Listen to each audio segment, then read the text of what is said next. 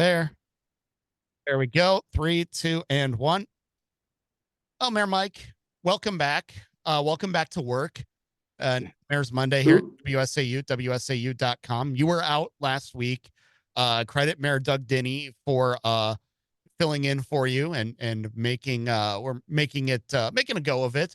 I believe you owe him a cigar now, is what Yeah, he said. and we did talk about that. I Okay. plan on delivering in full. I like Okay. to settle my debts quickly, Hmm. but I appreciate that. We do have a mayor call-in list, so if ever any one of us isn't available, you can call any of the surrounding mayors. It's like an on-call list at any other employment place. Yeah, exactly. Exactly. And, Yeah. sometimes it leads me to absolutely scramble and come into work on Wednesday and say, oh my gosh, I'm screwed. What am I going to do for this? But you know what? It always works out in the end. And we always appreciate you taking time to chat like this. Again, Absolutely. we don't get down to Stevens Point a whole lot, for some of the important stuff that we maybe should have. That's why we created this. And that's why we do this. I was, though, down in Stevens Point twice last week for work. Mhm. I don't go to Stevens Point for work. I mean, for months on end, and then all of a sudden I'm there twice in 1 week. So I have But to you give do you come here credit. for fun. Oh, of course, of course, yeah. They know me very well at the comic book store. But give you credit because hey, the you got the pothole filled in that residential neighborhood. That was a big one too. You found a really good pothole to get filled, and two, that tap room at the Point Brewing Company, Oh yeah. top notch. I mean, So Point Brewery is like the second oldest brewery in the entire country, second only yeah, to Yingling. second only to Yingling is right. Yes. Yeah. That And new tap room is freaking spectacular. Point Brewery has been around since before the city was built, mhm, literally. mhm. And they have been an integral part of not only our community, but all of central Wisconsin for, 167, 168 years now, I think it is. Um, and constantly expanding, improving, and just it's such a tremendous asset to have them in our community. And one thing I wanted to ask you about this, because I know obviously this wasn't the city's project. Yes, the city's name is on there, but it's an independent and independently owned business. But how Mhm. important was it to the community for the folks at Point when they were designing and going through this project to keep the historic feel and the historic nature of the building? Because 85% of this remodel is in the original building. No bricks were moved for a lot of it. And really, they just kind of added on a 15% little bit of an area there for the outdoor Yeah. garden and the kind of the semi private party room. Yeah, so all the credit for that obviously goes to the Stevens Point Brewery. They're the ones that really hold that history in high regard. And I know that was a priority throughout the entire project. And honestly, with everything they do, they understand the historic significance of the company that they own and have been entrusted to carry forward. So when they did the tap room, they kept every single piece of that in mind. They made sure that they didn't cut corners and use cheap materials. They did just an absolute fabulous job. It's now open to the public. So if anybody hasn't been on a brewery tour in a while, now's the chance to take it. Check out the tap room with summer coming up quickly and the weather getting really nice. That outdoor beer garden, it was utilized last year pretty significantly. It's improving constantly. Mhm. So come down and check out the Point Brewery and their new tap room. If you've seen pictures of it online, you can get a taste of just how spectacular it really is. No doubt about it. And again, it's something that even blew me away. And I'm one that engages in what I like to call the beer tourism quite often. Whenever I'm Yeah. going someplace I haven't gone before, the first Google search when I get there is breweries near me, and I look for a place that well looks like my kind of place, something like the Point Brewing Company that has been improved a bit, but has kept its historic nature, something that's got original recipes that I'm not going to get anywhere else, Yeah. and something that's got a story that I can tell when I get back. So, Yeah. on that note, how important is the Point Brewing Company then to tourism in the city? Because obviously that's something that can bring lots of dollars into the city pretty quickly. It certainly is. And talking with our Convention and Visitors Bureau, that is the number one thing that people associate Stevens Point with is Point Brewery. So you can't put a dollar value on that. It's the highest ranking, most notable thing in Stevens Point, even more so than Mayor Mike Wiza, who I've heard is pretty popular with some circles. Well, his pens are all over the place. His pens sure do get So around, don't they? You know, yeah, I got to tell you, Michael, because it does generate so much tourism, and Mayor Denny is pretty new up there. I know you've got a connection. of course. Maybe you and Mayor Denny can come on down, and we'll get you a tour of the Point Brewery and check out the tap room together after hours, of course. Indeed. And we'd love to have you guys come on down and check out the Point Brewery. You know what? We just might have to make that work. We just might have to make that work. You know, That speaking of was, Point Brewery, yeah, our director over at the Portage County Historical Society, John Harry, literally wrote the book on Point Brewery. He actually wrote a book, and it's available at the Historic Society and the brewery. He's doing a talk next, well, actually tomorrow night. So at the brewery tap room. So if anybody's interested, I think you can still get tickets for that one. awesome. That was 6.5 minutes on just the brewery alone. Is that Well, you know, on your card for today? that it's talking about beer. Did you know, Michael? And I'll stand by this. Sure. Stevens Point is also the only country or only city that I know of that has a direct line from one of the city offices to the Point Brewery, directly to the Point Brewery. I believe it. Now, normally I'd like to stop the story there because it sounds really cool, like we got a tap coming out of the wall or something. Of But course. it's not. The brewery is within a couple of blocks of our water treatment facility, and because brewing generates some high strength waste, Yep. it's more beneficial to both us and them to hold that product on site and siphon it in, so we don't have to adjust the chemicals to treat the waste quite as much as we would if they just kind of dumped it when they finished brewing the Right. batch. So it Hey, works, and we've yeah, got a line right to the brewery. that is actually a really great story. I did not know that. I'll show you that when you I'm guys gonna come have up to here for the use that tour.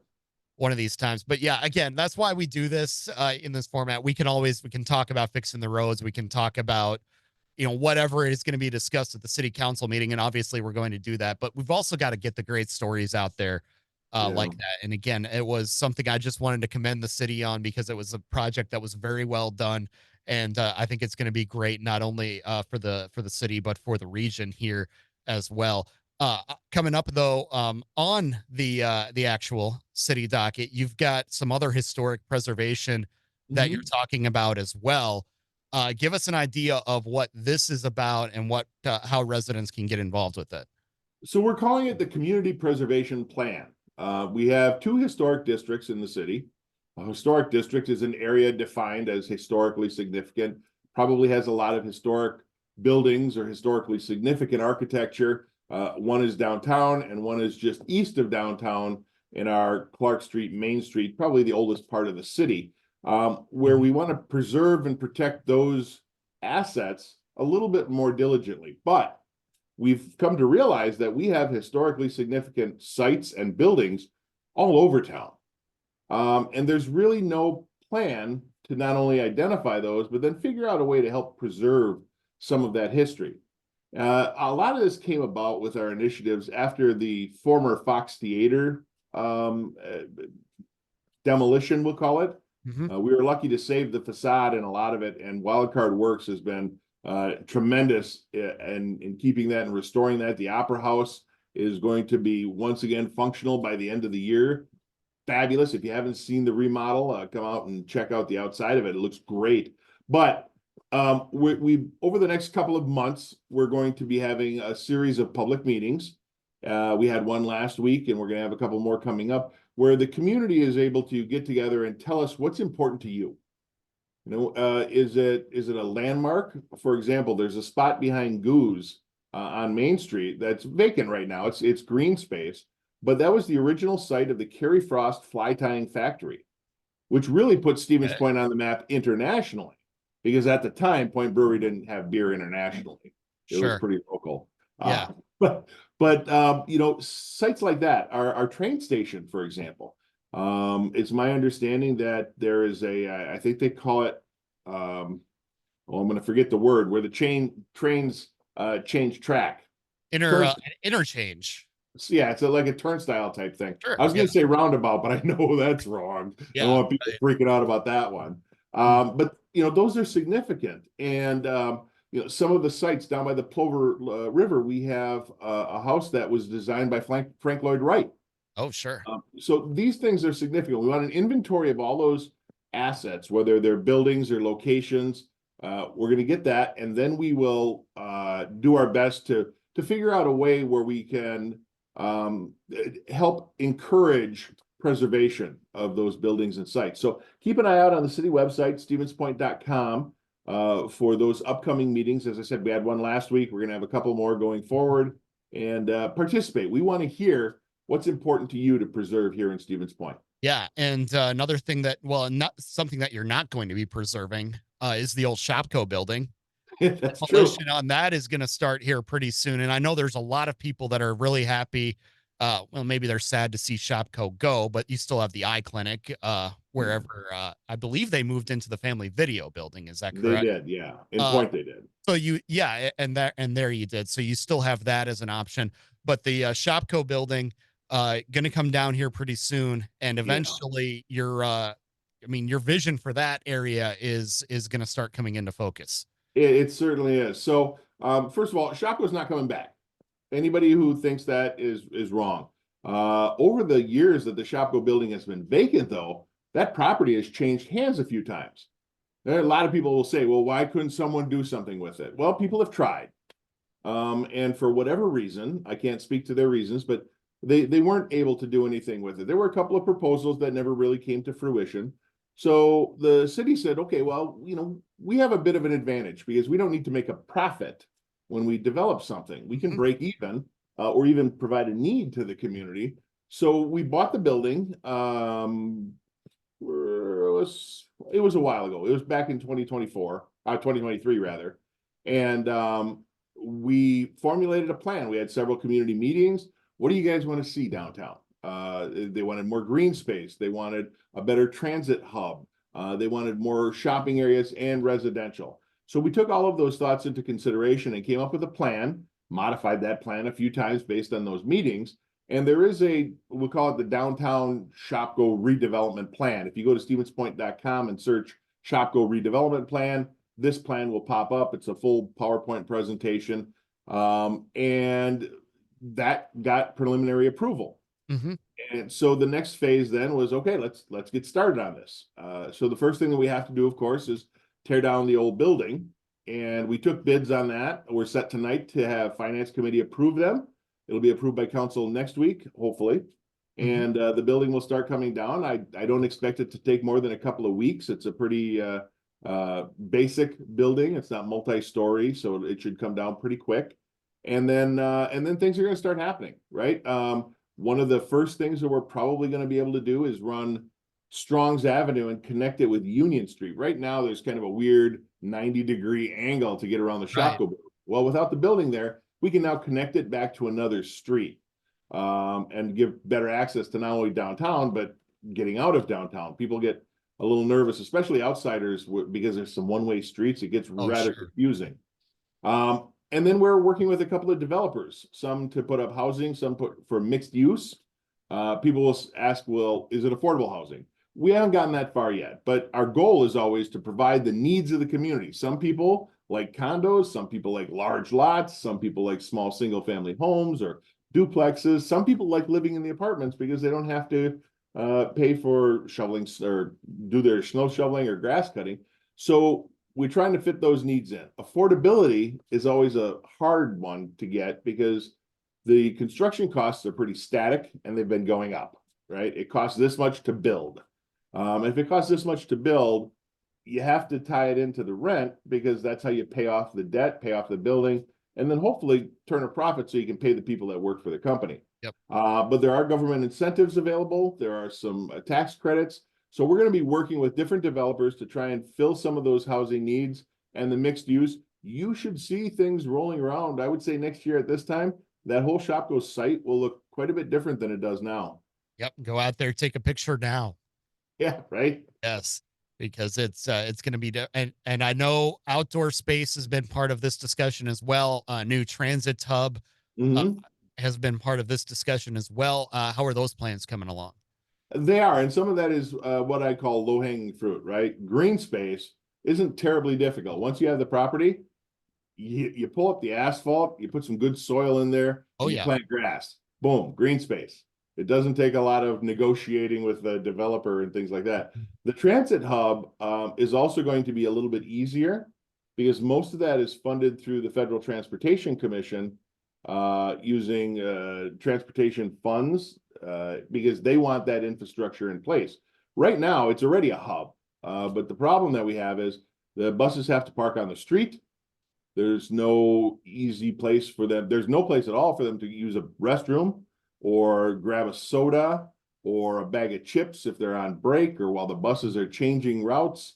And the people who have to wait for the buses, the bus stop is really just three sides of glass with no heating, no cooling. It'll keep 10, 12 people out of the rain for a little while, but that's about it. Hmm. So by building an official regular transit hub, we're able to have a small area where the bus drivers can go, if they need to use a bathroom or grab a soda, we can have some vending machines in there, seating in a climate controlled area because our buses only run the fastest route is once every half hour. Yep. So it's not like a big metropolis where buses are coming every 10 minutes or so. Hmm. So adding those things are going to be a lot easier to do than work out these huge development projects for commercial space. Those are the things that you will see probably sooner rather than later. Hmm. Absolutely. Well, Mayor Mike, I know there's a couple other kind of events you wanted to throw out there. We'll let you do that here before we let you go. Well, sure. The big thing is this past weekend we had Cultural Festival, which is a huge, huge, fabulous event. I was able to attend a smaller one in Marshfield a while back. But if you missed that, we are going to have World Refugee Day coming up. Keep an eye on social media for that. We do have Community Theater is doing a production of Post Mortem. That's going to be at the Century Theater. You're going to want to keep an eye out for that. I'll let you in on a little secret, Michael. I got to tell you, this is an Okay. exclusive. Okay. Playhouse Theater Group is going to be doing a production of Joseph and the Amazing Technicolor Dreamcoat. And you personally know someone who's going to be making a cameo guest appearance in that. Uh-oh. So Uh-oh. maybe more on that later. Okay. But we've got that rolling. Of course, with the summer concert series coming up, we're going to have Notes at Night downtown on Wednesday nights. PJ's has a band at Century World. Goose on Main has a band. City Band plays. Those are all on Wednesday night. Thursday night, the Levitt Amp series is going to start at Piffner Pioneer Park. And of course, just about every weekend, we're going to have a festival coming up. This year marks the 40th anniversary of Riverfront Rendezvous. Oh yeah. So not only are we going to have some bigger name bands and throwing a little extra money into the project, but we're going to have carnival rides this year. So keep that in mind. This coming Saturday, the 18th, the Point Brewery has their block party. So if you want to come down and visit the brewery, that's the time to do it. We're also doing a Hmong Week proclamation at Piffner Pioneer Park about 1 o'clock on Saturday. So you can keep that on. Always so much going on, Mike. I Yep. appreciate you giving me a couple extra minutes to talk about Oh those yeah. things. Hey, There's more, but I understand we're short on time. hey, if I'm gonna get the opportunity to get my copy of Spin Doctor's Pocket Full of Kryptonite signed this summer, I'm There gonna be you go. happy. That All right. album changed my life. Okay, maybe not that dramatic. It wasn't Good We'll Charlotte, but change it a little. a little, Right, little. right. Yeah, we always appreciate the time there, Mike. We'll look forward to talking again next month. All right. See you later.